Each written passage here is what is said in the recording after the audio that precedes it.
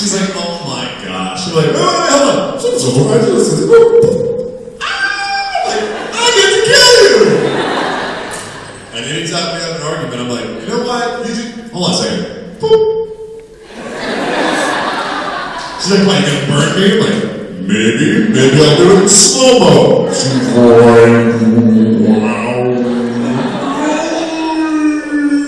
Frame by frame.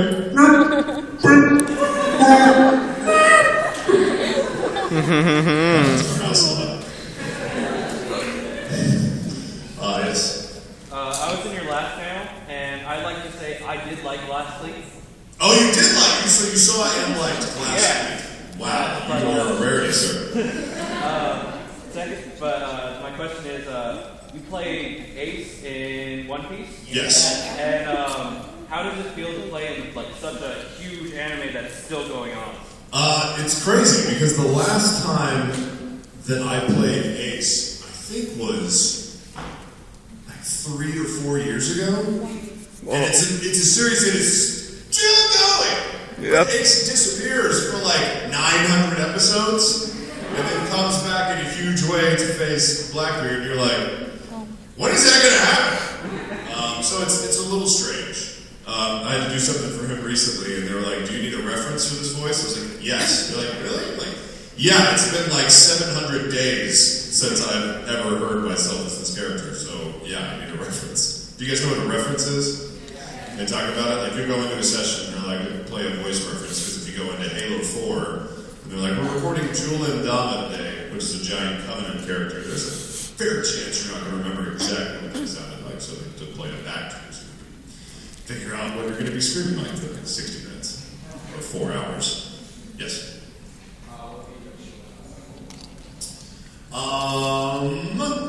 I've never been here, actually. I was really excited to see, we're in Glendale, technically, right? Yeah. We're right next to the giant UFO stadium, which was a big pull for me. Yep. It's pretty cool. Yes? I understand you might get asked this question a lot, but, 3 or 4 years ago, you were cast as the new voice of Melville being hidden on Sonic. Yeah. How did that feel? Was that It was pretty cool.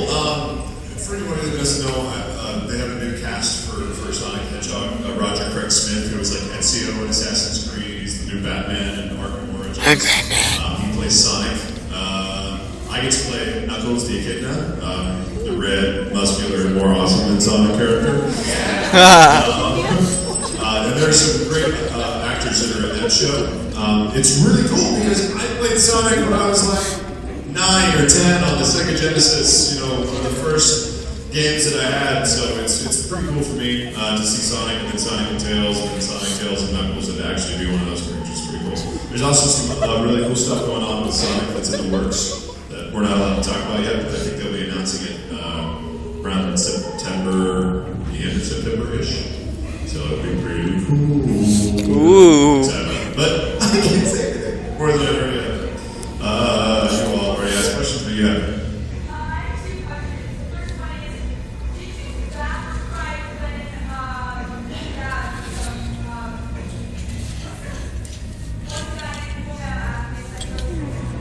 Huge.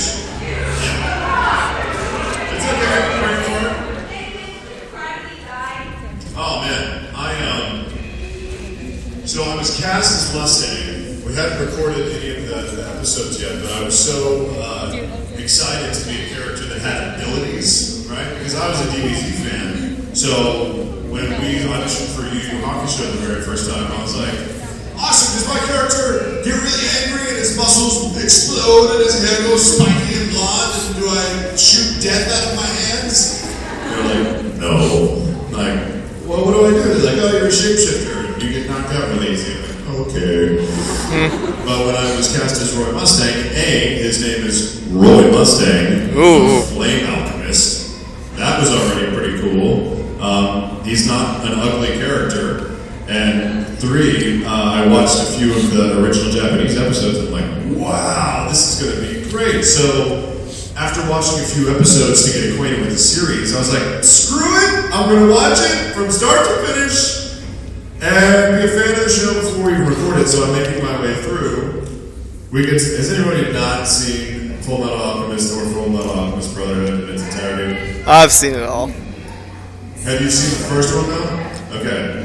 Does anybody not know what happens to use? Cover your ears or kill yourself.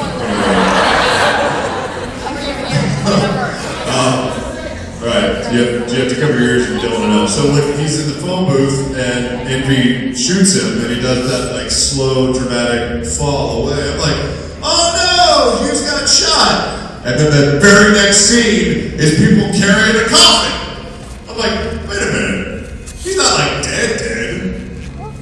Buries him, throw dirt on him, wife is crying, daughter's crying, Mustang's in his formal dress attire, it's starting to rain, line, all this stuff. I'm like, wait. Nobody dies in these shows. Like, the whole boy Sensu being, what's going on here? Can't you have the dragon collect the balls of the thing and wish it back and let him... Fire with balls.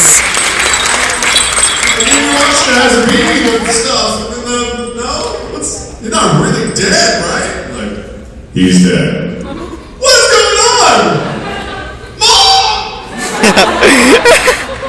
Yeah, so I got quite emotional because Hughes was my favorite character. I liked how zany he was in the original Japanese series. I loved the Seiyu, I loved his lines, I loved his character, and then all of a sudden he was dead, and I was ready to kill somebody for that. Which never really happened in Full Metal Alchemist.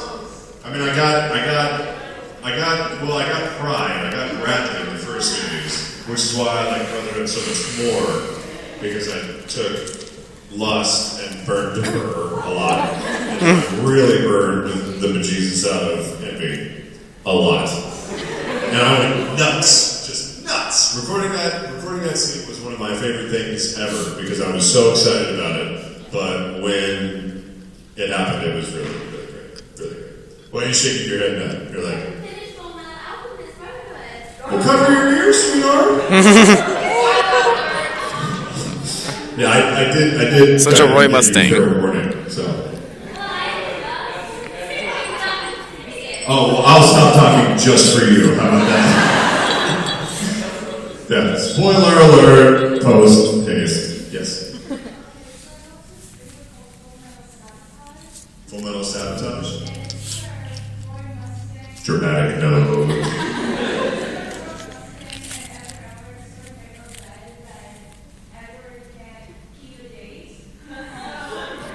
Keep a date, like can't keep track of the calendar dates, or like a date, like with a girl.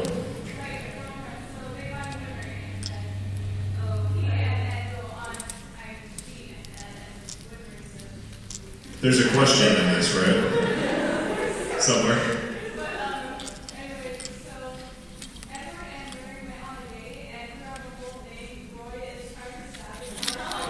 Okay.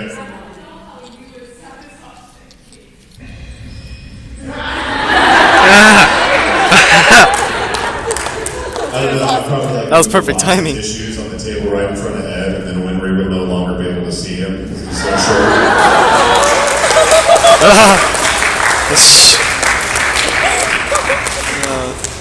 I don't know. Or I could just walk up and go, Winry, if you want to go on a date with a man.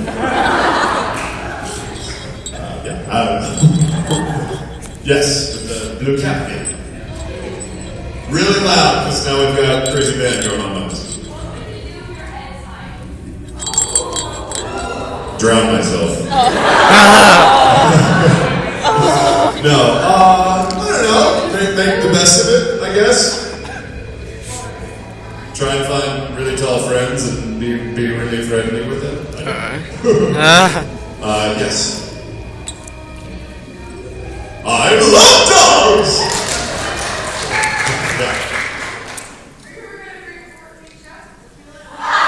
No, he was only 10. He was only 10. I think Vic told this story once, and natural exaggeration took its course. Hey, Minyaka exaggerating? I've never heard of such a thing. I was only 10. I made a terrible mistake at the age of like 22 or 23 to challenge Monica to a tequila shot drinking contest, but the rules of the contest were for every shot that she had, I would have 2. because I outweigh her by like 75 pounds, so I thought that would be she'd have 1 or 2 or maybe 3 shots. She had 5, which is 10, and that sucks. Makes doing anything incredibly difficult. I don't recommend it ever. We were wandering around the hotel for about 2 hours because I had lost my wallet and it was in my back pocket the whole time. I know how that feels. The blue back there. Yeah.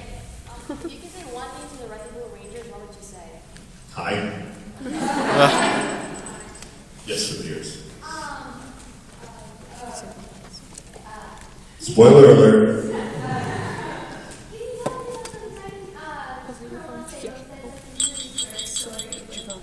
The story? I think the story is that Vic was asked to say Roy Mustang or Roy was dead sexy in a miniskirt by somebody first, and he said it once at a convention, and it just like popped like wildfire. Roy Mustang is dead sexy. That was Christopher Sabat. Edward Elric is never dead sexy. It's okay, it's alright. Yes.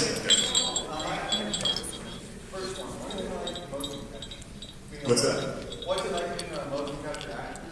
Yeah, it's really cool. Motion capture is the technology they use to capture our performances the same way they did like Avatar, Beowulf, stuff like that. But they use it for pretty much all AAA video game titles now.